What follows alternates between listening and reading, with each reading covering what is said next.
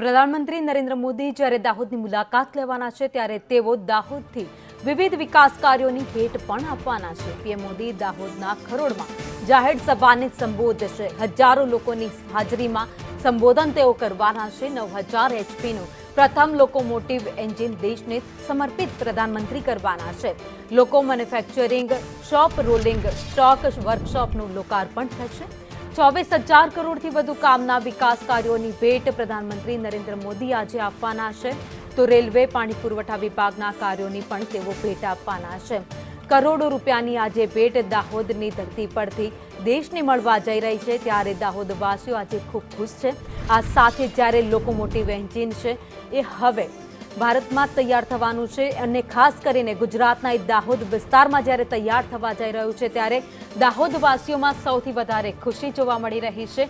એટલું જ નહીં, આ મેન્યુફેક્ચરિંગ થકી દાહોદની જનતા અને સાથે જ આસપાસના વિસ્તારના લોકો તેને રોજગારી પણ મળશે। એટલે લોકોમાં અત્યારે રોજગારીની તકે પણ એક સારો એવો આનંદ જોવા મળી રહ્યો છે।